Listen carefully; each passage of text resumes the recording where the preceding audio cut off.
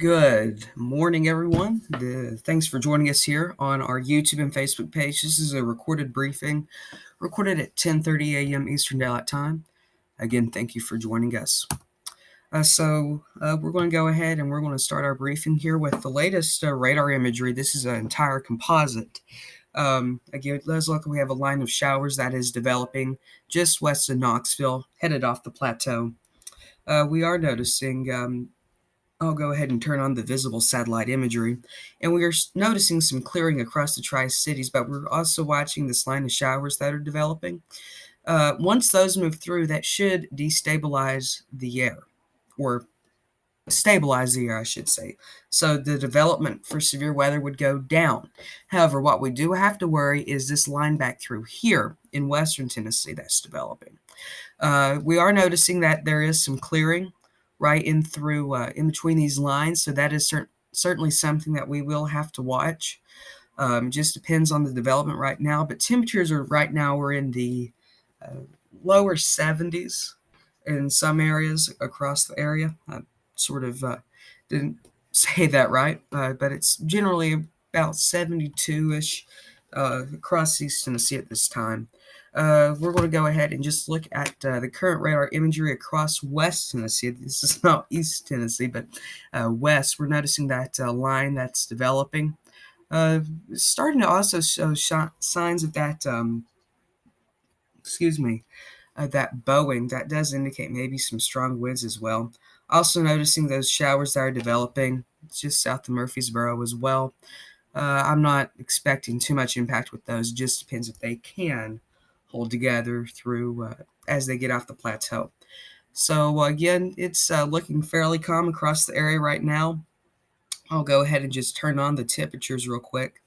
And you can see what we're talking about. Tri-Cities Regional Airport, 71, 73 at the National Weather Service, and 72 at McGhee-Tyson, 66 at Chattanooga. Let's go ahead and we'll get straight to the latest model projections for later tonight. This is the 13 Zulu high resolution rapid refresh. And you notice that line of showers that has developed will try to strengthen, however, but they will turn into this system that we're watching very closely as it develops. So again, that main line that we're watching will develop into this sort of line, if you will.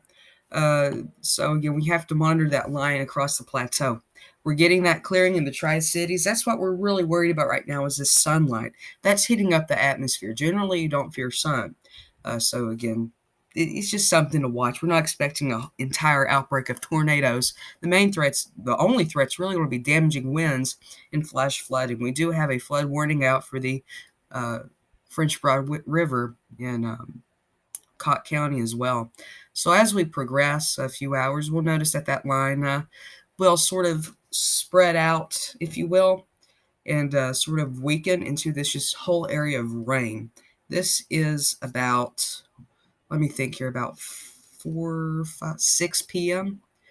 And then we will notice some sort of this banding, if you will. So the main threats with this sort of banding is the damaging winds. That's all we're worried about. We're not worried about any hail or tornadoes. So again, just remember that. We'll go ahead and just go through your basic severe thunderstorm safety. So a severe thunderstorm warning means take shelter immediately in a sturdy structure on the lowest floor away from windows. Hail greater than 1 inch and or 60 miles an hour, or winds in excess of 60 miles an hour has been detected by radar or has been reported, and severe thunderstorms can produce tornado-like damage. That's one thing that I want to emphasize on. Tornado-like damage. We could maybe see some gusty winds around 60 miles an hour. We're not expecting a humongous straight line wind damage sort of thing, but that is possible with 60 to 70 mile per hour wind gusts. Watch means to prepare for severe thunderstorms co-producing damaging winds and large hail, and prepare to take shelter if a warning is issued. A watch means conditions are favorable for the development of severe thunderstorms. You should monitor NOAA radio and prepare to take action should a warning be issued. Severe thunderstorm safety. When a severe thunderstorm warning is issued, immediate action can save lives. Go to the lowest floor of a sturdy building and stay away from windows. If you're in a mobile home, evacuate immediately. Take shelter in a sturdy building, a sturdy structure. like a site-built home or just a building that is sturdy, well built. Winds from severe thunderstorms can produce tornado-like damage as well. Flash flooding, that's another threat that we've got. Flash flooding can develop from heavy rainfall from severe thunderstorms. Remember, turn around, don't drown when encountering flooded roadways.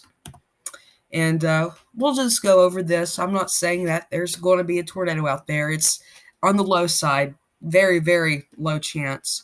But we'll go over that. Tornado warning means take action immediately to protect your life. Rotation has been detected by Doppler radar. Doppler radar has detected tornadic debris and or tornado has been spotted on the ground. Your tornado safety precautions should be in place at the time the warning has been issued and you are notified. A watch means to prepare for all types of severe weather, including tornadoes, large hail, and damaging winds. A watch means conditions are favorable for the development of tornadoes. You should monitor know weather radio and prepare to take action should a warning be issued. One more. So again, here's our tornado safety. Again, we're not necessarily worried about tornadoes today, but we'll go over it just in case because these squall lines can produce some quick spin-up tornadoes. When a tornado warning is issued, immediate action will save your life. Go to a basement or an interior room on the lowest floor of a sturdy building and avoid windows. Stay away from windows, doors, and outside walls. If you do not have a basement, go to a closet or a bathroom in the middlemost part of your house with the most walls you can get. Walls or shields with debris and stuff like that. If you're in a school, factory, or shopping center, you should take shelter in the designated shelter areas. They should have those by code. If in a mobile home, evacuate immediately. Take shelter in a sturdy building. If in a car and no shelter is available, stay in your car with the seatbelt on and cover your head with a jacket or coat. Duck down from windows. Keep your seatbelt on. Never try to outrun a tornado in a highly populated area.